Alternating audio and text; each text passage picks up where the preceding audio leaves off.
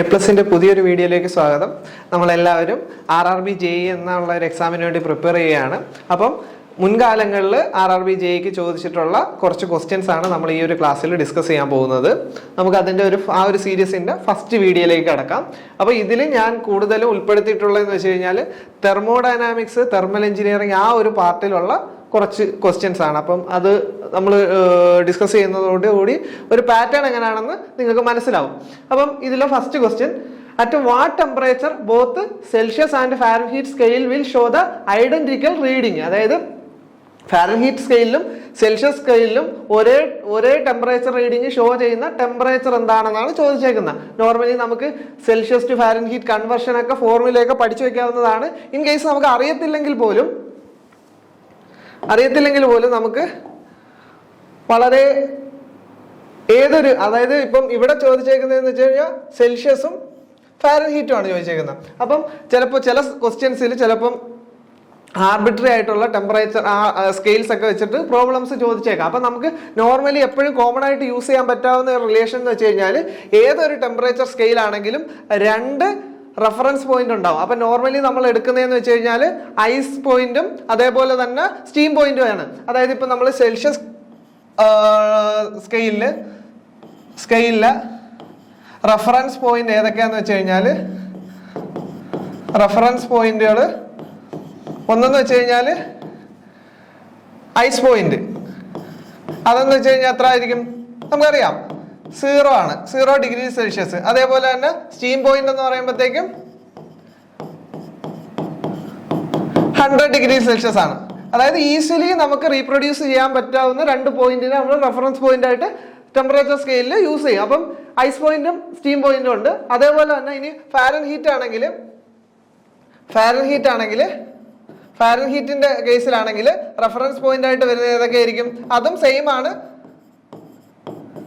Reference point ഏതൊക്കെ ആയിരിക്കും? Ice പോയിന്റും ഐസ് പോയിന്റ് എത്ര ആയിരിക്കും? 0 ഡിഗ്രി സെൽഷ്യസിന് കറസ്പോണ്ടിങ് ആയിട്ടുള്ള ഫാരൻഹീറ്റിലെ ടെമ്പറേച്ചർ എന്ന് വെച്ച് കഴിഞ്ഞാൽ 32 ഡിഗ്രി ഫാരൻഹീറ്റ് ആയിരിക്കും. അതേപോലെ തന്നെ സ്റ്റീം പോയിന്റിന് കറസ്പോണ്ടിങ് ആയിട്ടുള്ളത്, അതായത് വാട്ടർ ബോയിൽ ചെയ്യുന്ന അറ്റ്മോസ്ഫിയർ പ്രഷറിൽ ബോയിൽ ചെയ്യുന്ന പോയിന്റ് എന്ന് വെച്ച് കഴിഞ്ഞാൽ എത്ര ആയിരിക്കും? 212 ഡിഗ്രി ഫാരൻഹീറ്റ് ആയിരിക്കും. അപ്പം ഇത് രണ്ടും നമ്മൾ രണ്ട് ടെമ്പറേച്ചർ സ്കെയിലിലെ റെഫറൻസ് പോയിന്റ് ആണ്. അപ്പൊ ഏതൊരു ടെമ്പറേച്ചർ സ്കെയിൽ എടുത്തു കഴിഞ്ഞാലും നമുക്ക് മെഷർ ചെയ്യേണ്ട ടെമ്പറേച്ചർ T എന്ന് എടുത്തു കഴിഞ്ഞാൽ T minus TI by TS minus TI. അതായത് T എന്ന് വെച്ച് കഴിഞ്ഞാൽ നമുക്ക് മെഷർ ചെയ്യേണ്ട ടെമ്പറേച്ചർ, TI എന്ന് വെച്ച് കഴിഞ്ഞാൽ ഐസ് പോയിന്റ്, അതേപോലെ TS എന്ന് വെച്ച് കഴിഞ്ഞാൽ സ്റ്റീം പോയിന്റ്, അതേപോലെ തന്നെ TA എന്ന് വെച്ചാൽ ഐസ് പോയിന്റ്. അപ്പൊ ഇത് എപ്പോഴും ഒരു കോൺസ്റ്റന്റ് ആയിരിക്കും. അപ്പൊ ഏത് ടെമ്പറേച്ചർ സ്കെയിൽ എടുത്തു കഴിഞ്ഞാൽ ഈ ഒരു റിലേഷനിൽ കോൺസ്റ്റന്റ് ആയിരിക്കും. അപ്പൊ നമ്മൾ ഇവിടെ നമുക്ക് കണ്ടുപിടിക്കേണ്ടതെന്ന് വെച്ച് കഴിഞ്ഞാൽ ഫാരൻഹീറ്റിലുള്ള ടെമ്പറേച്ചറും ഡിഗ്രി സെൽഷ്യസിലുള്ള ടെമ്പറേച്ചർ സെയിം ആയിരിക്കണം. അതായത് നമ്മളിപ്പം X ഡിഗ്രി ഫാരൻഹീറ്റും ഇവിടെ അതേ ടെമ്പറേച്ചർ മെഷർ ചെയ്യുമ്പോഴത്തേക്കും ഇവിടെ X ഡിഗ്രി സെൽഷ്യസ് ആയിരിക്കണം. അപ്പൊ രണ്ട് ടെമ്പറേച്ചറും കോൺസ്റ്റന്റ് ആകും. അപ്പൊ കോൺസ്റ്റന്റ് സെയിം ആയിരിക്കണം. അപ്പം നമ്മൾ ഈ ഒരു റിലേഷനിൽ അത് സബ്സ്റ്റിറ്റ്യൂട്ട് ചെയ്യുമ്പോൾ എന്താ, ഇപ്പൊ ഞാൻ ആദ്യം ഫാരൻഹീറ്റിന്റെ കേസിൽ പറയാന്ന് വെച്ചോ. അപ്പം ഫാരൻഹീറ്റിന്റെ കേസിൽ പറയുമ്പോൾ X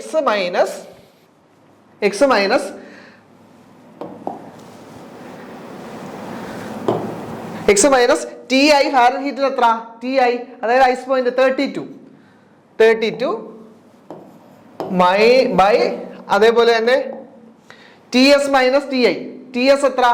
സ്റ്റീം പോയിന്റ് ഫാരൻഹീറ്റിന്റെ സ്കെയിലില് 212, അതേപോലെ TI 32. അപ്പം 212 മൈനസ് 32 ഇത് എന്തിന് ഈക്വൽ ആയിരിക്കും?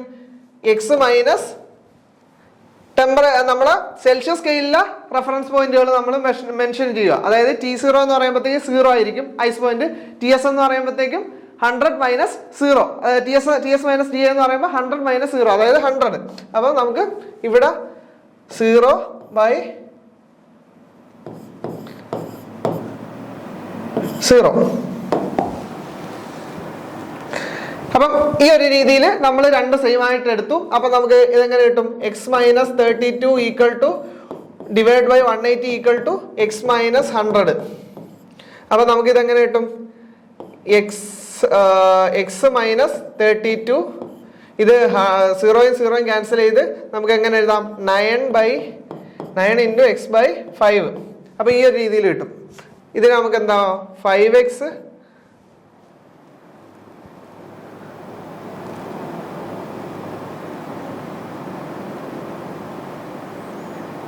5x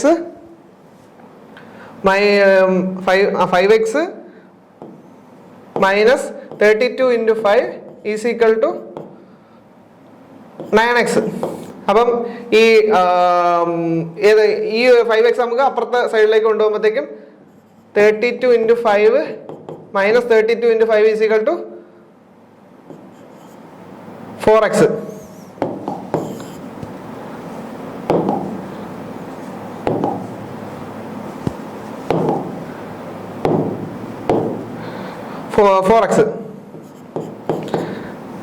അപ്പൊ നമുക്ക് ഇതും എട്ടുമ്പോഴത്തേക്കും -8. അപ്പൊ എക്സിന്റെ വാല്യൂ എത്ര കിട്ടും? -40 എന്നുള്ള ഒരു വാല്യൂ കിട്ടും. അതായത് നമ്മൾ ചെയ്തതിൽ നിന്ന് നമുക്ക് മനസ്സിലാവേണ്ടതെന്ന് വെച്ച് കഴിഞ്ഞാൽ -ഡിഗ്രി ഒരു ടെമ്പറേച്ചർ ഇപ്പം നമ്മൾ പറയാം -40 ഡിഗ്രി സെൽഷ്യസ് ആണെങ്കിൽ ഫാരൻഹീറ്റിൽ മെഷർ ചെയ്ത് കഴിഞ്ഞാൽ അത് -40 ഫാരൻഹീറ്റ് ആയിരിക്കും. അപ്പൊ നമ്മുടെ ആൻസർ എത്ര കിട്ടിയ? -40 ആണ് കിട്ടിയത്.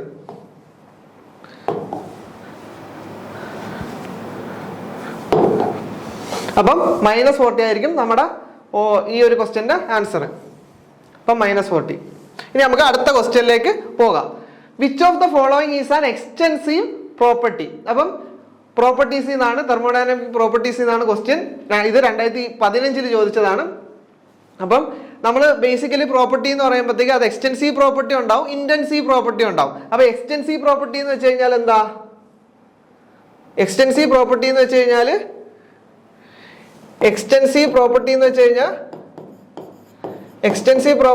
കഴിഞ്ഞാൽ ആ ഒരു പ്രോപ്പർട്ടി മാസിനെ ഡിപ്പെൻഡ് ചെയ്യും. ഇനി ഇന്റൻസീവ് എന്ന് വെച്ച് കഴിഞ്ഞാൽ മാസ് ഇൻഡിപെൻഡന്റ് ആയിരിക്കും. അപ്പം എക്സ്റ്റെൻസീവ് പ്രോപ്പർട്ടി നമ്മൾ എക്സാമ്പിൾ പറയുകയാണെങ്കിൽ ഇപ്പോൾ ഒരു വോളിയം, നമ്മളൊരു സിസ്റ്റത്തിന്റെ വോളിയം മെഷർ ചെയ്യാണ്. അപ്പം മാസ് കൂടുന്നതിനനുസരിച്ച് അതിന്റെ വോളിയം കൂടും. അല്ലെങ്കിൽ വേറെ എക്സാമ്പിൾ പറയാം, എന്താ, നമ്മൾ അതിന്റെ ടോട്ടൽ ഇന്റേണൽ എനർജി മെഷർ ചെയ്യാന്ന് വെച്ചോ. Total internal energy. അപ്പം മാസ് കൂടുന്നതിനനുസരിച്ച് ഇന്റേണൽ എനർജി കൂടും. നേരെ മറിച്ച് നമ്മൾ മാസ് ഇൻഡിപെൻഡന്റ് ആയിട്ടുള്ള, ഇപ്പം ഒരു 10 കിലോഗ്രാം ഉള്ള ഒരു സിസ്റ്റത്തിന്റെ ടെമ്പറേച്ചറും അതേ ടെമ്പറേച്ചർ പിന്നെ അതിനോടടുത്തിരിക്കുന്ന വേറൊരു 5 കിലോഗ്രാം ഉള്ള ഒരു സിസ്റ്റത്തിന്റെ ടെമ്പറേച്ചറും എന്തായിരിക്കും? സെയിം ആയിരിക്കും. അവിടെ ടെമ്പറേച്ചർ ഇൻഡിപെൻഡന്റ് ആണ് മാസിന്. അപ്പം ആ ഒരു രീതിയിൽ മാസിന് ഇൻഡിപെൻഡന്റ് ആയിട്ടുള്ള ഇതിനാണ് ഇന്റൻസീവ് പ്രോപ്പർട്ടീസ് എന്ന് പറയുന്നത്. അപ്പം ഈ ഇപ്പൊ എനർജിയൊക്കെ എക്സ്റ്റൻസീവ് പ്രോപ്പർട്ടി ആണെങ്കിലും നമ്മൾ സ്പെസിഫിക് എനർജി എന്ന് പറയുമ്പോൾ എന്തായിരിക്കും? അതൊക്കെ ഇന്റൻസീവ് പ്രോപ്പർട്ടി ആയിരിക്കും, മാസ് ഡിപ്പെൻഡന്റ് ആയിരിക്കും. കാര്യം പെർ യൂണിറ്റ് മാസ് ആണ് നമ്മൾ പറയുന്നത്. അപ്പൊ യൂണിറ്റ് ക്വാണ്ടിറ്റീസ് എല്ലാം ഇന്റൻസീവ് പ്രോപ്പർട്ടീസ് ആയിരിക്കും. അപ്പൊ നമ്മൾ ബാക്ക് ടു ദ ക്വസ്റ്റ്യൻ ഇവിടെ എന്തൊക്കെയാ ചോദിച്ചേക്കുന്ന? എക്സ്റ്റൻസീവ് പ്രോപ്പർട്ടി അല്ലാത്തത് which of the following is an extensive property. അപ്പം നമ്മൾ പ്രഷർ നോക്കുമ്പോഴത്തേക്കും പ്രഷർ എന്താ? എക്സ്റ്റൻസീവ് പ്രോപ്പർട്ടി ആണോ ഇന്റൻസീവ് പ്രോപ്പർട്ടി ആണോ? അതായത് ഇപ്പം ഒരു സിസ്റ്റത്തിൽ നമ്മൾ 10 കിലോഗ്രാം മാസ് എടുത്ത് കഴിഞ്ഞാലും അതിൽ നിന്ന് 5 കിലോഗ്രാം മാസ് എടുത്തു കഴിഞ്ഞാലും അപ്പൊ അറ്റ്മോസ്ഫിയറിക് പ്രഷർ അതിന് കറസ്പോണ്ടിങ് ആയിട്ടുള്ള ഒരു പ്രഷർ ആണെങ്കിൽ പ്രഷർ ഇൻഡിപെൻഡന്റ് ഓഫ് മാസ് ആയിരിക്കും. അതായത് പ്രഷർ ഇന്റൻസീവ് പ്രോപ്പർട്ടിയാണ്. ഇനി നേരെ മറിച്ച് ഹീറ്റ് കപ്പാസിറ്റി എന്ന് പറയുമ്പോഴത്തേക്കും ഇപ്പം 5 കിലോഗ്രാം ഉള്ള ഒരു സിസ്റ്റത്തിന്റെ ഹീറ്റ് കപ്പാസിറ്റി എന്ന് വെച്ച് കഴിഞ്ഞാൽ ഒരു പർട്ടിക്കുലർ വാല്യൂ ആയിരിക്കും. 10 കിലോഗ്രാം ആകുമ്പോഴത്തേക്ക് എന്താ? നമുക്ക് 5 കിലോഗ്രാമിന്റെ ഒരു ഡിഗ്രി സെൽഷ്യസ് കൂട്ടാൻ വേണ്ടിയിട്ടുള്ള എനർജിയും കാട്ടിയും ഇരട്ടി വേണം 10 കിലോഗ്രാം ആകുമ്പോൾ. അപ്പം മാസിനനുസരിച്ച് അതിന്റെ ആ ഒരു പ്രോപ്പർട്ടീന്റെ വാല്യൂ മാറുന്നു. അതുകൊണ്ട് തന്നെ അത് മാസ് ഡിപ്പെൻഡന്റ് ആണ്. അതുകൊണ്ട് തന്നെ ഹീറ്റ് കപ്പാസിറ്റി എക്സ്റ്റൻസീവ് പ്രോപ്പർട്ടി ആണ്. ഇനിയിപ്പം ബാക്കി 2 ഓപ്ഷൻസ് ആണ്, അതുകൂടെ നോക്കാം. ടെമ്പറേച്ചർ എന്തായിരിക്കും? ടെമ്പറേച്ചർ മാസിന് ഇൻഡിപെൻഡന്റ് ആയിരിക്കും. അതുകൊണ്ട് തന്നെ അത് ഇന്റൻസീവ് പ്രോപ്പർട്ടി ആയിരിക്കും. പിന്നെ സ്പെസിഫിക് വോളിയം, ഇപ്പൊ വോളിയം എന്ന് പറഞ്ഞു കഴിഞ്ഞാൽ എപ്പോഴും എക്സ്റ്റൻസീവ് പ്രോപ്പർട്ടിയാണ്. പക്ഷെ സ്പെസിഫിക് വോളിയം എന്ന് പറഞ്ഞു കഴിഞ്ഞാൽ യൂണിറ്റ് മാസമുള്ള ഒരു സിസ്റ്റത്തിന്റെ വോളിയത്തിനാണ് സ്പെസിഫിക് വോളിയം കൊണ്ട് ഉദ്ദേശിക്കുന്നത്. അതുകൊണ്ട് യൂണിറ്റ് ക്വാണ്ടിറ്റി ആയതുകൊണ്ട് തന്നെ അത് എപ്പോഴും മാസ് ഇൻഡിപെൻഡന്റ് ആയിരിക്കും. അതുകൊണ്ട് അത് ഇന്റൻസീവ് പ്രോപ്പർട്ടി ആയിരിക്കും. അപ്പൊ ഈ ഒരു ക്വസ്റ്റ്യനിൽ നമുക്ക് ആകെ എക്സ്റ്റൻസീവ് പ്രോപ്പർട്ടി ആയിട്ടുള്ളത് ഏതാ? ഹീറ്റ് കപ്പാസിറ്റി മാത്രമേ ഉള്ളൂ. അപ്പം ഈ ഒരു ക്വസ്റ്റ്യന്റെ ആൻസർ 2B ആണ്. അപ്പം next question, Kelvin Planck's law deals with. അപ്പം നമ്മുടെ സെക്കൻഡ് ലോ എന്ന് റിലേറ്റ് ചെയ്ത ക്വസ്റ്റ്യൻ ആണ്. Conservation of heat, conversion of heat into work, conversion of work into heat. അപ്പൊ ഇതിൽ ഏതാണ് നമ്മുടെ കെൽവിൻ പ്ലാങ്ക്സ് ലോ ഡീൽ ചെയ്യുന്നത് എന്നാണ് ചോദിച്ചേക്കുന്നത്. അപ്പൊ നമ്മൾ കെൽവിൻ പ്ലാങ്ക് സ്റ്റേറ്റ്മെന്റ് നോക്കുമ്പോൾ എന്താ, it is impossible to construct a device that operate in a cycle and produces no effect other than transfer of heat from a single reservoir and performance of a equivalent amount of work. അതായത് basically എന്താന്ന് വെച്ച് കഴിഞ്ഞാൽ, നമ്മൾ ഒരു particular റിസർവെയറിൽ നിന്ന്, ഒരു higher temperature റിസർവെയറിൽ നിന്ന് നമ്മൾ ഹീറ്റ് എടുത്തിട്ട് ഒരു ഹീറ്റ് എഞ്ചിൻ വർക്ക് ചെയ്യുകയാണ്, വർക്ക് ഔട്ട്പുട്ട് കൊടുക്കുകയാണ്. അപ്പം കെൽവിൻ പ്ലാങ്ക് സ്റ്റേറ്റ്മെന്റ് വെച്ചിട്ട് ഒരിക്കലും ഈ എടുക്കുന്ന ഹീറ്റ് ക്യൂ ആണെന്ന് വെച്ച് കഴിഞ്ഞാൽ ആ ക്യൂവിനെ കംപ്ലീറ്റ് ആയിട്ട് W ആയിട്ട് കൺവേർട്ട് ചെയ്തിട്ട് ഒരു ഹീറ്റ് എഞ്ചിനും വർക്ക് ചെയ്യാൻ പറ്റത്തില്ല. ഒരു particular amount of heat reject ചെയ്യണം, അതും മറ്റൊരു റിസർവെയറിലേക്ക്, എന്നാൽ മാത്രമേ ഒരു ഹീറ്റ് എഞ്ചിൻ വർക്ക് ചെയ്യുള്ളൂ. അപ്പം സിംഗിൾ റിസർവെയർ ആയിട്ട് വർക്ക് ചെയ്യാൻ പറ്റത്തില്ലെന്നാണ് പറയുന്നത്. അതേപോലെ തന്നെ full conversion of heat into work പറ്റത്തില്ലെന്നും. അപ്പം നമ്മളെ ക്വസ്റ്റ്യനിൽ ചോദിച്ചേക്കുന്നത് എന്താണ്,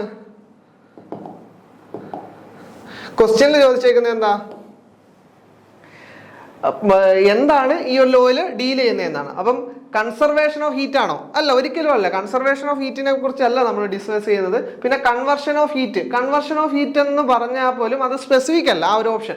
പിന്നെ conversion of heat into work, അതേപോലെ കൺവേർഷൻ ഓഫ് വർക്ക് ഇൻറ്റു ഹീറ്റും. അപ്പൊ ഈ ഒരു ലോയിൽ എന്താണ് ബേസിക്കലി പറയുന്ന, ഒരു ഹീറ്റ് എമൗണ്ട് ഒരു ഹീറ്റ് എഞ്ചിൻ ഒരു റിസർവെയറിൽ വർക്ക് ചെയ്യുകയാണെങ്കിൽ ആ ഒരു എമൗണ്ട് ഓഫ് വർക്ക്, ഒരു പർട്ടിക്കുലർ എമൗണ്ട് ഓഫ് വർക്ക് മാത്രമേ നമുക്ക് കിട്ടുള്ളൂ. ബാക്കിയുള്ള ഹീറ്റ് എന്ന് വെച്ചാൽ നമ്മൾ റിജക്റ്റ് ചെയ്യേണ്ടി വരും. അപ്പൊ ആ ഒരു റിജക്റ്റ് ചെയ്യുന്ന ആ ഒരു ഹീറ്റിനെ വർക്കായിട്ട് കൺവേർട്ട് ചെയ്യുന്നതിനെയാണ് നമ്മൾ കെൽവിൻ പ്ലാങ്ക് സ്റ്റേറ്റ്മെന്റിൽ ഡീൽ ചെയ്യുന്നത്. അപ്പൊ നമ്മുടെ ആൻസർ എന്ന് വെച്ച് കഴിഞ്ഞാൽ ഓപ്ഷൻ സി ആണ്. അപ്പം ഓപ്ഷൻ സി. ഇനി next question, an engine operate between temperature limits of 900 Kelvin and T2 and another between T2 and 400 Kelvin. For both the engine to be equally efficient, T2 should be equal to. അപ്പം ഒരു രണ്ട് ക്വസ്റ്റ്യനിൽ പറയുന്നത് എന്താണെന്ന് വെച്ച് കഴിഞ്ഞാൽ, അതായത് രണ്ട് ഹീറ്റ് എഞ്ചിൻ ഉണ്ട്. അപ്പം ഫസ്റ്റ് ഹീറ്റ് എഞ്ചിൻ 900 കെൽവിൻ്റെയും T2 എന്ന് പറയുന്ന ഒരു ടെമ്പറേച്ചർ റിസർവറിന്റെ ഇടയ്ക്കാണ് വർക്ക് ചെയ്യുന്നത്. അതേപോലെ തന്നെ വീണ്ടും സെക്കൻഡ് ആയിട്ടുള്ള ഒരു ഹീറ്റ് എഞ്ചിൻ എന്ന് വെച്ച് കഴിഞ്ഞാൽ T2 എന്ന് പറയുന്ന ഒരു ടെമ്പറേച്ചർ ലിമിറ്റിന്റെ 400 എന്ന് പറയുന്ന ഒരു ടെമ്പറേച്ചർ റിസർവറിന്റെ ഇടയ്ക്കാണ് വർക്ക് ചെയ്യുന്നത്. അപ്പം പുള്ളി പറയുന്നതെന്ന് വെച്ച് കഴിഞ്ഞാൽ, ഈ രണ്ട് ഹീറ്റ് എഞ്ചിനും ഈക്വലി എഫിഷ്യൻ്റ് ആവണമെങ്കിൽ T2ന്റെ വാല്യൂ എത്ര ആണെന്നാണ് നമ്മളത് ചോദിച്ചേക്കുന്നത്. അപ്പം ഇവിടെ 900 കെൽവിനും T2ന്റെ ഇടയ്ക്ക് ഫസ്റ്റ് ഹീറ്റ് എഞ്ചിൻ, T2ന്റെ 400 കെൽവിന്റെ ഇടയ്ക്കുള്ള മറ്റൊരു ഹീറ്റ് എഞ്ചിൻ. അപ്പം രണ്ടും ഈക്വലി എഫിഷ്യൻ്റ് ആണെന്നാ പറഞ്ഞാൽ. അപ്പം ഹീറ്റ് എഞ്ചിന്റെ എഫിഷ്യൻസി എന്താ, റിവേഴ്സിബിൾ ഹീറ്റ് എഞ്ചിന്റെ എഫിഷ്യൻസി 1 - TL/TH. അതായത് 1 - TL എന്ന് വെച്ച് കഴിഞ്ഞാൽ ലോവർ റിസർവെയറിന്റെ ടെമ്പറേച്ചറും TH എന്ന് വെച്ച് കഴിഞ്ഞാൽ ഹയർ റിസർവെയറിന്റെ ടെമ്പറേച്ചറും. അപ്പൊ ഞാൻ ഫസ്റ്റ് ഹീറ്റ് എഞ്ചിൻ എഫിഷ്യൻസി കണ്ടുപിടിക്കുമ്പോൾ എത്ര കിട്ടും? 1 - ഇവിടുത്തെ ലോവർ റിസർവെയർ ഏതാ? ഇതായിരിക്കും T2. അപ്പൊ ഞാൻ T2. ഇനി ഹയർ ടെമ്പറേച്ചർ റിസർവെയർ എന്താ? ഫസ്റ്റ് ഹീറ്റ് എഞ്ചിന്റെ കേസിൽ ഹയർ ടെമ്പറേച്ചർ റിസർവെയർ 900 കെൽവിൻ ആണ്. അപ്പം 900 കെൽവിൻ. ഇനി സെക്കൻഡ് ഹീറ്റ് എഞ്ചിന്റെ എഫിഷ്യൻസി. അപ്പൊ സെക്കൻഡ് ഹീറ്റ് എഞ്ചിന്റെ എഫിഷ്യൻസി എന്ന് പറയുമ്പോഴത്തേക്കും ആ ഒരു പർട്ടിക്കുലർ ഹീറ്റ് എഞ്ചിൻ, അതായത് ഈ ഹീറ്റ് എഞ്ചിന്റെ ലോവർ ടെമ്പറേച്ചർ ലിമിറ്റ് എന്ന് വെച്ച് കഴിഞ്ഞാൽ 400 ആണ്. അപ്പം 400. ഇനി അതേപോലെ തന്നെ higher temperature reservoir temperature limit എത്ര ആയിരിക്കും? T2 ആയിരിക്കും. അപ്പം ഇതിന്റെ ലോവർ ആയിരുന്നു, ഇതിന്റെ ഹയർ. അപ്പം T2. അപ്പൊ ഇത് രണ്ടും ഈക്വലി എഫിഷ്യന്റ് ആണെന്നാണ് പറഞ്ഞേക്കുന്നത്. അപ്പൊ നമുക്ക് എന്ത് എഴുതാം? 1 minus T2 by 900 equal to 1 minus 400 by T2. അപ്പൊ 1 ക്യാൻസൽ ചെയ്താൽ ആയിട്ട് അപ്പൊ നമുക്ക് എങ്ങനെ കിട്ടും? T2 by 900 is equal to 400 by T2. അപ്പം T2 നമുക്ക് ക്രോസ് മൾട്ടിപ്ലൈ ചെയ്ത് കഴിഞ്ഞാൽ T2 square equal to 900 into 400. അപ്പം T2 എന്ത് കിട്ടും? ഇതിന്റെ സ്ക്വയർ റൂട്ട് എടുക്കാം. അപ്പൊ ഇതിന്റെ സ്ക്വയർ റൂട്ട് എടുക്കുമ്പോൾ നമുക്ക് എന്ത് കിട്ടും? 600 എന്ന് കിട്ടും. അപ്പം T2 ടെമ്പറേച്ചർ, അതായത് ഈ ഒരു ടെമ്പറേച്ചർ 600 ആകുമ്പോൾ ഈ രണ്ട് ഹീറ്റ് എഞ്ചിനും ഈക്വലി എഫിഷ്യന്റ് ആവുമെന്ന് പറയാം. അപ്പൊ നമ്മളുടെ ക്വസ്റ്റ്യന്റെ ആൻസർ എന്തായിരിക്കും? 600 ആയിരിക്കും.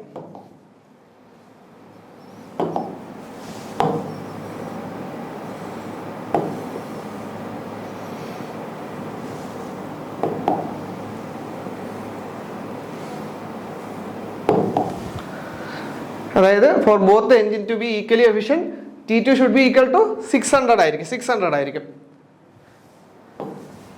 600 കെൽവിൻ. അപ്പം ഈ ഒരു കേസിൽ നമുക്ക് ഇത്രയും ചെയ്യണ്ട. അപ്പം ഈ ഒരു ടൈപ്പുള്ള ക്വസ്റ്റ്യൻ ചോദിക്കുകയാണെങ്കിൽ രണ്ട് ടെമ്പറേച്ചർ ലിമിറ്റിന്റെ ഇടയ്ക്ക് വർക്ക് ചെയ്യുന്ന രണ്ട് ഹീറ്റ് എഞ്ചിൻ തന്നതിന് ശേഷം ഇതിന്റെ ഇന്റർമീഡിയറ്റ് ടെമ്പറേച്ചർ എത്രയാണ്, ഈക്വലി എഫിഷ്യന്റ് ആയിട്ട് ഹീറ്റ് എഞ്ചിൻ വർക്ക് ചെയ്യണമെങ്കിൽ നോർമലി നമ്മൾ T is equal to T high by TL, അതായത് ഹയർ ടെമ്പറേച്ചറിന്റെ ലോവർ ടെമ്പറേച്ചറിന്റെ പ്രോഡക്റ്റിന്റെ സ്ക്വയർ റൂട്ട് എടുത്തു കഴിഞ്ഞാൽ നമുക്ക് ഡയറക്റ്റ് കിട്ടും. ഇത്രയും ചെയ്ത് നോക്കണമെന്നില്ല. അപ്പോൾ ഒരു കൺസെപ്റ്റ് ക്ലിയർ ആവാൻ വേണ്ടിയിട്ടാണ് ഞാൻ ആ ഒരു രീതിയിൽ ചെയ്തത്. അപ്പോൾ നോർമലി നമുക്ക് 400-ന്റെ 900-ന്റെ പ്രൊഡക്റ്റിന്റെ റൂട്ട് എടുത്തു കഴിഞ്ഞാൽ തന്നെ ഈ ഈക്വലി എഫിഷ്യന്റ് എന്ന് പറയുന്ന ടൈപ്പ് ഓഫ് ക്വസ്റ്റ്യൻസിന്റെ ആൻസർ കിട്ടും. അപ്പം 600 ആണ് നമ്മുടെ answer.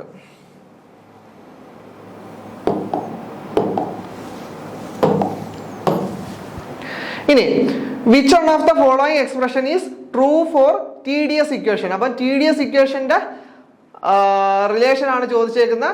DU minus PdV, DU plus PdV, DU minus VdP, DU plus VdP. അപ്പം TDS ഇക്വേഷൻ നമുക്ക് ഇപ്പം ഫസ്റ്റ് ലോ എങ്ങനെ വരും? First law is equal to DQ is equal to DU plus PdV എന്നാണ് ഫസ്റ്റ് ലോ. അപ്പൊ first law നമ്മൾ എടുക്കും. First law നമ്മളൊരു റിവേഴ്സിബിൾ പ്രോസസ്സിലേക്ക് അപ്ലൈ ചെയ്യുമ്പോഴത്തേക്കും ഒരു റിവേഴ്സിബിൾ പ്രോസസ് ആണെങ്കിൽ അവിടെ ഉണ്ടാകുന്ന ഹീറ്റ് ട്രാൻസ്ഫർ എന്ന് വെച്ച് കഴിഞ്ഞാൽ എന്തായിരിക്കും? DQ എന്തായിരിക്കും? TDSന് ഈക്വൽ ആയിരിക്കും. അപ്പൊ TDS is equal to DU plus PdV എന്ന് നമുക്ക് എഴുതാം. അപ്പൊ ഈ ഒരു ഇത് സാറ്റിസ്ഫൈ ചെയ്യുന്ന ഓപ്ഷൻ ഏതാ? DU plus PdV.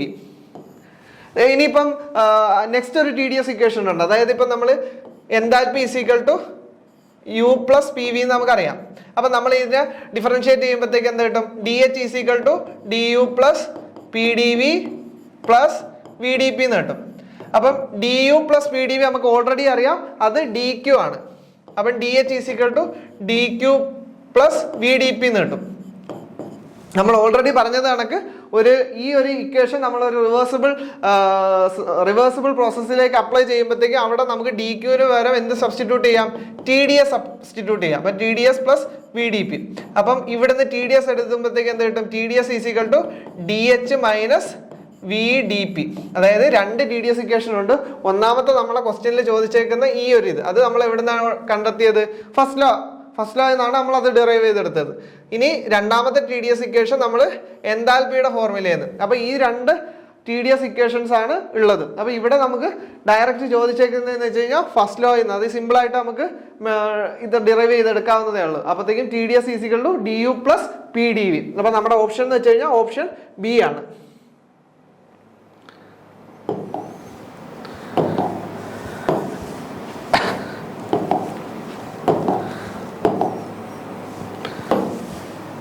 DU plus PdV.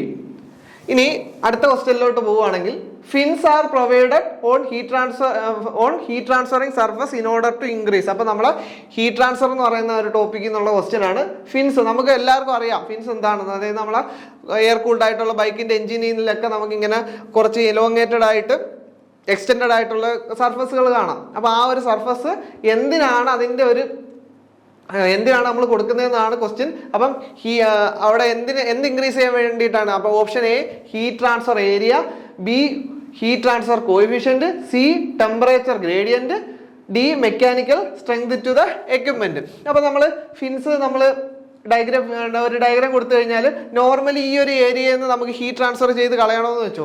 അപ്പം ഇവിടെ ഉണ്ടാവുന്ന ഓൾറെഡി ഉള്ള ഒരു സർഫസ് ഏരിയ എന്ന് വെച്ച് കഴിഞ്ഞാൽ ഇത്രയായിരിക്കും. അപ്പം നമ്മൾ ഇവിടുന്ന് ഈ ഒരു സർഫസിൽ നിന്ന് ഉണ്ടാവുന്ന ഹീറ്റ് ട്രാൻസ്ഫർ റേറ്റ് നമ്മൾ നോക്കുവാണെങ്കിൽ Q is equal to HA surface temperature minus surrounding temperature, അതായത് HA TS minus T infinity. അപ്പം ഈ ഒരു പർട്ടിക്കുലർ ഏരിയയിൽ നിന്ന് നമുക്ക് ഹീറ്റ് ട്രാൻസ്ഫർ ചെയ്യപ്പെടണമെങ്കിൽ അവിടെ ഉള്ള ഏരിയ എന്ന് വെച്ച് കഴിഞ്ഞാൽ ഇത്രയും ലിമിറ്റഡ് ആയിട്ടുള്ള ഒരു ഏരിയ ആണ്. അപ്പൊ അവിടെ നിന്നുള്ള ഹീറ്റ് ട്രാൻസ്ഫർ നമുക്ക് കൂട്ടാൻ വേണ്ടിയിട്ട് നമുക്ക് എന്തൊക്കെ കൂട്ടാം? H കൂട്ടാം, A കൂട്ടാം, TS കൂട്ടാം. പക്ഷെ പ്രശ്നം എന്താണെന്ന് വെച്ച് കഴിഞ്ഞാൽ ഈ ഒരു സർഫസിന്റെ ടെമ്പറേച്ചർ കോൺസ്റ്റന്റ് ആയിരിക്കാം. അതേപോലെ തന്നെ H എന്ന് വെച്ച് കഴിഞ്ഞാൽ പല ഫാക്ടറുകളെ ഡിപ്പെൻഡ് ചെയ്യുന്നുണ്ട്. അതുകൊണ്ട് നമുക്ക് ഏറ്റവും എളുപ്പത്തിൽ ചെയ്യാൻ പറ്റുന്നതെന്ന് വെച്ചാൽ ഏരിയ കൂട്ടുക. അപ്പൊ ഈ ഒരു സർഫസിന് നമ്മൾ ഈ ഒരു രീതിയിലേക്ക് കുറച്ച് എക്സ്റ്റൻഷൻസ് കൊടുത്തപ്പോൾ, അതായത് ഫിന്ന് കൊടുത്തപ്പോഴത്തേക്കും അവിടെ ഒബ്വിയസ്ലി അവിടുത്തെ ഏരിയ വളരെയധികം ഇൻക്രീസ് ആയി. അപ്പം ഏരിയ വളരെയധികം ഇൻക്രീസ് ആകുമ്പോഴത്തേക്കും ഹീറ്റ് ട്രാൻസ്ഫറും കൂടും. അപ്പം നമ്മൾ ഫിൻസ് എന്തിനാണ് കൊടുക്കുന്നത്? ഹീറ്റ് ട്രാൻസ്ഫറിങ് ഏരിയ ഇൻക്രീസ് ചെയ്യിക്കാൻ വേണ്ടിയിട്ടാണ് നമ്മൾ കൊടുക്കുന്നത്. അപ്പം നമ്മൾ ബാക്ക് ടു ദ ക്വസ്റ്റ്യനിലേക്ക് പോകുമ്പോഴത്തേക്കും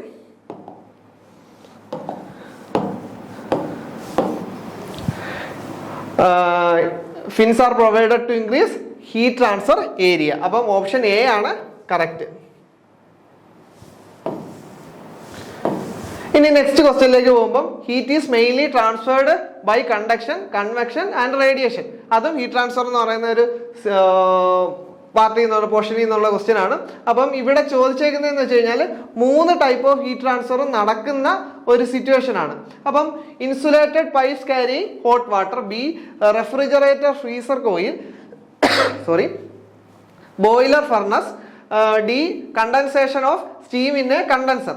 അപ്പൊ ഇതില് 3 ടൈപ്പ് ഓഫ് ഹീറ്റ് ട്രാൻസ്ഫർ നടക്കുന്ന ഒരു സിറ്റുവേഷൻ ആണ് ചോദിച്ചിരിക്കുന്നത്. ഇപ്പൊ നമ്മൾ ഫസ്റ്റ് സിറ്റുവേഷൻ എടുക്കുവാണെങ്കിൽ ഒരു ഹോട്ട് വാട്ടർ ഒരു ഇൻസുലേറ്റഡ് പൈപ്പിൽ കൂടെ പോകുമ്പോൾ നോർമലി അവിടെ നടക്കാൻ സാധ്യതയുള്ളതെന്ന് വെച്ച് കഴിഞ്ഞാൽ കണ്ടക്ഷൻ നടക്കും, കൺവെൻഷൻ നടക്കും, റേഡിയേഷൻ നടക്കത്തില്ല. റേഡിയേഷൻ നടക്കണമെങ്കിൽ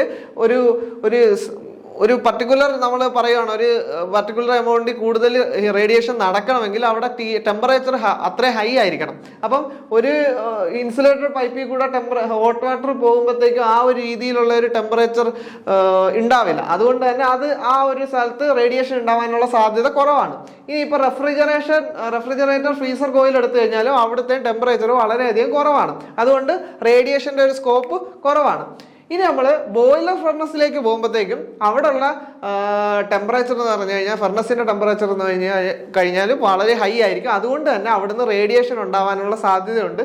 അതേപോലെ തന്നെ ഹോട്ട് ഗ്യാസുകൾ അവിടുന്ന് ഫർണസിൽ നിന്ന് പോകുന്നത് കൊണ്ട് തന്നെ അവിടെ കൺവെക്ഷൻ ഉണ്ട്, പിന്നെ ഓൾറെഡി അവിടെ കണ്ടക്ഷൻ ഉണ്ടാവും അവിടെ. അപ്പോൾ ആ ഒരു കേസിൽ നമുക്ക് 3 മോഡ് ഓഫ് ഹീറ്റ് ട്രാൻസ്ഫറും അവിടെ നടക്കുന്നുണ്ടാവാം. ഇനിയിപ്പോൾ 4മത്തത് നോക്കുകയാണെങ്കിലും അവിടെ ആണെങ്കിലും സ്റ്റീം കണ്ടൻസറിലായ അത്രയും ഒരു ടെമ്പറേച്ചർ ഇല്ല. അതുകൊണ്ട് തന്നെ അവിടെ റേഡിയേഷൻ ഉണ്ടാവില്ല. അപ്പോൾ ഈ 3 ഓപ്ഷനിൽ ഏറ്റവും കൂടുതൽ റേഡിയേഷൻ ഉള്ള ചാൻസ് എന്ന് വെച്ച് കഴിഞ്ഞാൽ ബോയിലർ ആയിരിക്കും. അവിടെ കൺവെക്ഷനും ഉണ്ട്, കണ്ടക്ഷനും ഉണ്ട്. അതായത് ബോയിലർ ഫർണസിൽ നിന്ന് 3 മോഡിലും ഹീറ്റ് ട്രാൻസ്ഫർ നടക്കുന്നുണ്ട്. അപ്പം നമ്മുടെ ഈ ഒരു ക്വസ്റ്റ്യൻ്റെ ആൻസർ എന്ന് വെച്ച് കഴിഞ്ഞാൽ ഓപ്ഷൻ സി ആണ്. ഇനി നമ്മൾ 8മത്തെ ക്വസ്റ്റ്യനിലേക്ക് പോകുമ്പോഴത്തേക്കും A 4-stroke 4-cylinder SI engine has a swept volume of 450 cc and compression ratio of 8. The clearance volume of each cylinder is equal to. അപ്പം സെപ്റ്റ് വോളിയം നമ്മൾക്ക് പറഞ്ഞിട്ടുണ്ട്. Sept volume VS is equal to 450 ആണെന്ന് വെച്ചോ. അതായത് നമ്മുടെ ഒരു എഞ്ചിന്റെ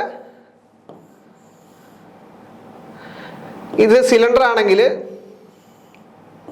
ഇത് നമ്മുടെ ഇത് പിസ്റ്റൺ ആണെങ്കിൽ ഈ പിസ്റ്റൺ ടോപ്പ് ഡെഡ് സെന്റർ മുതൽ ബോട്ടം ഡെഡ് സെന്റർ വരെ സെപ്റ്റ് ചെയ്യുന്ന ഏരിയയാണ് സെപ്റ്റ് വോളിയം. അപ്പൊ ഇതാണ് നമ്മുടെ സെപ്റ്റ് വോളിയം. അതായത് ഇതിപ്പം BDCയും ഇത് TDC ആണെങ്കിൽ ഇതിനിടയ്ക്ക് സെപ്റ്റ് ചെയ്യുന്ന ആ ഒരു വോളിയത്തിന്റെ എമൗണ്ടിനെ പറയുന്നതാണ് സെപ്റ്റ് വോളിയം VS. അത് എത്രയാണെന്ന് പറഞ്ഞിട്ടുണ്ട്? 450 cc ആണെന്ന് പറഞ്ഞിട്ടുണ്ട് ക്യൂബിക് കപ്പാസിറ്റി. ഇനി the compression ratio our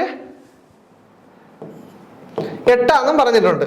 clearance volume, ഈ ക്ലിയറൻസ് വോളിയം എന്താ? അതായത് നമ്മുടെ top dead centre piston top dead centre എത്തുമ്പോൾ പോലും അവിടെ ചെറിയൊരു ഏരിയ എന്ന് വെച്ച് കഴിഞ്ഞാൽ അവിടെ ക്ലിയറൻസ് ആയിട്ട് കൊടുത്തിട്ടുണ്ട്. അതായത് നമ്മുടെ ഇഗ്നീഷനൊക്കെ നടക്കാൻ വേണ്ടി, കമ്പസ്റ്റൻ നടക്കാൻ വേണ്ടിയിട്ട് ഒരു ചെറിയൊരു ഏരിയ കൊടുത്തിട്ടുണ്ട്. ആ ഒരു ചെറിയ ഏരിയയാണ് നമ്മൾ എന്താ ക്ലിയറൻസ് വോളിയം ആയിട്ട് പറയുന്നത്. അപ്പം ക്ലിയറൻസ് വോളിയം എത്ര? VC = എത്ര നമുക്ക് കണ്ടുപിടിക്കണം. നമുക്ക് കംപ്രഷൻ റേഷ്യോ ഉണ്ട്. അപ്പം കംപ്രഷൻ റേഷ്യോന്റെ ഫോർമുല എന്താന്ന് വെച്ച് കഴിഞ്ഞാൽ നമുക്ക് ഈ total area of the cylinder അത് എത്ര ആയിരിക്കും? Clearance volume plus swept volume divided by clearance volume. അതാണ് നമ്മുടെ കംപ്രഷൻ റേഷ്യോ, നമുക്കറിയാവുന്നതാണ്. അപ്പൊ ഇവിടെ 8 = 450 plus VC divide by VC. അതായത് 450 ഡിവൈഡ് ബൈ VC പ്ലസ് 1. അപ്പൊ നമുക്ക് ഈ 1നെ നമുക്ക് ഇപ്പുറം കൊണ്ടുവന്നു കഴിഞ്ഞാൽ 7 = 450 ഡിവൈഡഡ് ബൈ VC. അപ്പൊ VC എത്ര ആയിട്ട് കിട്ടും? VC 450 divide by 7. അപ്പൊ ഇത് ഏകദേശം എത്ര കിട്ടും? ഏകദേശം 642 ഒരു 64 പോയിന്റ് സംതിങ് വരും. അപ്പൊ അതിനോട് ഏറ്റവും അടുത്തുള്ള ആൻസർ എന്താ? 65 cc. അപ്പം നമ്മുടെ ആൻസർ എന്ന് വെച്ച് കഴിഞ്ഞാൽ 65 cc ആണ്. അപ്പോൾ ഇതിൽ നമുക്കൊരു കൺഫ്യൂഷൻ വരുന്നതെന്ന് വെച്ച് കഴിഞ്ഞാൽ ഇവർ പറഞ്ഞ് 4 സിലിണ്ടർ എന്ന് പറഞ്ഞു, സെപ്റ്റ് വോളിയം എന്നും പറഞ്ഞു.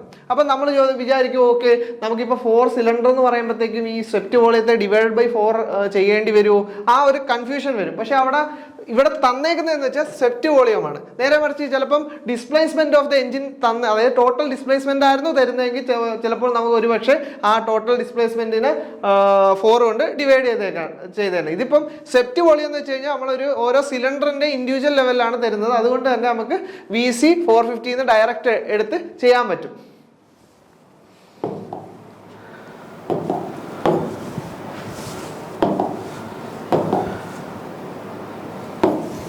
അപ്പൊ 65 ആണ് ആൻസർ. ഇനി നെക്സ്റ്റ് ക്വസ്റ്റ്യനിലേക്ക് പോയി കഴിഞ്ഞാൽ with increase in temperature of intake air IC engine efficiency. അപ്പൊ എഫിഷ്യൻസി ഇൻടേക്ക് എയറിന്റെ ടെമ്പറേച്ചർ കൂടുന്നതിനനുസരിച്ച് IC എഞ്ചിന്റെ എഫിഷ്യൻസി കൂടുകയോ കുറയോ അതിന്റെ ഒരു ചേഞ്ച് ആണ് നമ്മൾ ഈ ഒരു ക്വസ്റ്റ്യനിൽ ചോദിച്ചേക്കുന്നത്. അപ്പം first option decreases, second option increases, remain same, depends on other factors. അപ്പം നമ്മൾ IC എഞ്ചിനിൽ ഇൻടേക്ക് എയറിന്റെ ടെമ്പറേച്ചർ കൂടുമ്പോൾ ഉള്ള പ്രശ്നം എന്താണെന്ന് വെച്ച് കഴിഞ്ഞാൽ ടെമ്പറേച്ചർ കൂടുമ്പോഴത്തേക്കും നമ്മുടെ വോളിയോമെട്രിക് എഫിഷ്യൻസി കൂടും. അല്ലെങ്കിൽ നമുക്ക് മറ്റൊരു രീതി പറഞ്ഞു കഴിഞ്ഞാൽ ടെമ്പറേച്ചർ കൂടുമ്പോൾ എന്ത് പറ്റും? ഒരു ഡെൻസിറ്റി കുറയും, നമ്മുടെ എയറിന്റെ ഡെൻസിറ്റി കുറയും. അപ്പൊ അത്രയും ഓക്സിജൻ മാത്രമേ അവിടെ ഉണ്ടാവുള്ളൂ. അതായത് അത്രയും കുറവ് കമ്പസ്റ്റൻ മാത്രമേ നടക്കത്തുള്ളൂ. അപ്പൊ അത്രയും കുറവ് കമ്പസ്റ്റൻ മാത്രം നടക്കുമ്പം അവിടെ എഫിഷ്യൻസി എന്തായിരിക്കും? കുറയുകയാണ് ചെയ്യുക. അപ്പം ഈ ഒരു ക്വസ്റ്റ്യന്റെ ആൻസർ എന്തായിരിക്കും? ഓപ്ഷൻ എ ഡിക്രീസസ് ആയിരിക്കും. ഇനി നമ്മൾ ഈ ഒരു സെഷനിലെ അവസാനത്തെ ക്വസ്റ്റ്യൻ 10th ക്വസ്റ്റ്യനിലേക്ക് കടക്കുകയാണ്.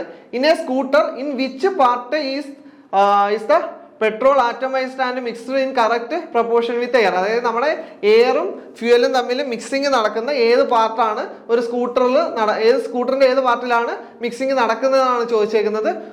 Option A carburettor, option B cylinder, option C inlet port, option D fuel pump. നമുക്കറിയാം ഫ്യൂവലും നമ്മുടെ എയറും മിക്സ് ചെയ്യുന്നത് എപ്പോഴും എവിടെ ആയിരിക്കും? കാർബറേറ്ററിലായിരിക്കും. അപ്പൊ നമ്മൾ ഈ ഒരു ക്വസ്റ്റ്യന്റെ ആൻസർ എന്തായിരിക്കും? കാർബറേറ്റർ. അപ്പൊ നമ്മൾ ഈ ഒരു സെഷൻ ഇവിടെ നമുക്ക് വൈൻഡ് അപ്പ് ചെയ്യാം. ബാക്കിയുള്ള പോർഷൻസിലെ ക്വസ്റ്റ്യൻസുമായിട്ട് നമുക്ക് ഇനിയുള്ള വീഡിയോസിൽ കണ്ടുമുട്ടാം. Thank you.